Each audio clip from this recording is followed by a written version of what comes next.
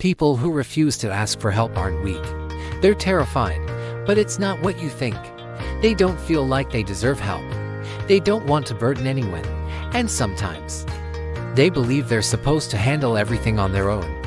If you've ever been in a situation where you're struggling, but the thought of asking for help seems impossible, hit like, subscribe, and stick around because what I am about to share might change how you see your struggle.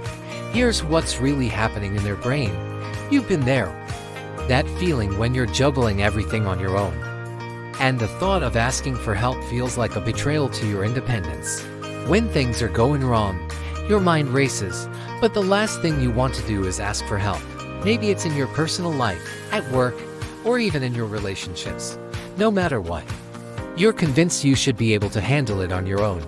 Maybe you've even told yourself, "I'll figure it out," or "no one will understand." You get that feeling of isolation, like there's a wall between you and others. But here's the thing, you're not alone in this. Many people share the same struggle. And it goes much deeper than simply being prideful or stubborn. Why do some people refuse to ask for help when they're clearly struggling? It's not about being deprived. It's about fear. Fear of judgment, fear of feeling weak, fear of being a burden. You see, people who refuse to ask for help are often driven by a need for control. Asking for help means admitting vulnerability.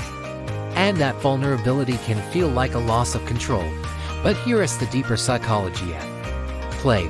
It is rooted in deep-seated beliefs about worth. For many, self-worth is tied to their ability to do things on their own. They were taught that needing others makes them less capable or worthy.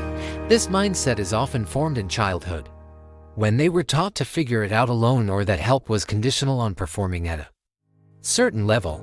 It could stem from past experiences of feeling ignored when asking for help or not receiving the support they needed when they were younger. Over time, this fear of asking for help can become so ingrained that it feels like a biological instinct to deal with struggles alone. In this video, I am going to take you through the psychology behind why some people refuse to ask for help even when they're drowning. We'll break down how these beliefs are formed, why they're so deeply ingrained, and what can be done to change this behavior. The payoff. You'll not only understand why you or others struggle to ask for help but also how to overcome it and begin opening up when life gets tough. Here's the twist, needing help isn't a weakness. It's a sign of strength. I know it might seem counterintuitive, but the act of asking for help actually takes more emotional courage than trying to figure it out on your own. When you ask for help, you're showing self-awareness. You're acknowledging your limitations, and instead of shutting down, you're opening up to others. It may feel like you're giving away control, but in reality, asking for help gives you more control.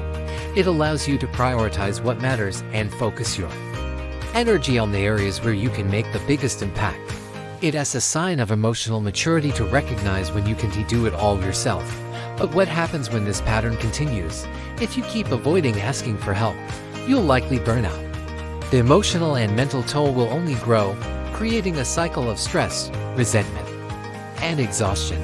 You might even start feeling isolated, like you're carrying the world on your shoulders while everyone else is oblivious to your internal struggles. This only feeds the belief that you're not worthy of help and that you're on your own in this world. Not asking for help means that you're shutting out connection with others. Over time, it can even damage relationships, because when you don't ask for help, others may feel excluded, like you don't trust them, or worse, you don't value their support. The longer you avoid reaching out, the deeper the loneliness and emotional pain will grow. You might feel like you've built an emotional wall between you and others that is hard to tear down. Now, let's reframe this. Asking for help is not a sign of weakness. It's a sign of self-care. We all have our limits. Acknowledging them is not only healthy, but it's also the first step to healing. You are not expected to do it all by yourself. Life was never meant to be lived alone. Community and connection are essential, and they're key to overcoming challenges. Instead of seeing asking for help as a failure, see it as an opportunity for growth. You're showing that you're strong enough to lean on others when you need to, and that's a powerful thing. Here's a simple step to break the cycle of struggling in silence. Start small. The next time you're feeling overwhelmed, try reaching out to someone you trust, even if it's for something small. It doesn't have to be a life-altering request. It could be something as simple as asking for advice or help with a task that's stressing you out. Each time you ask for help, you'll strengthen the muscle of vulnerability, and you'll see that not only can you handle life's struggles, but you don't have to do it alone. Now, think about this. What is one thing you've been struggling with that you've been too afraid to ask for help on? Like this video, share it, and subscribe for more psychological insights into human behavior. Let's start a conversation. You're not alone in this.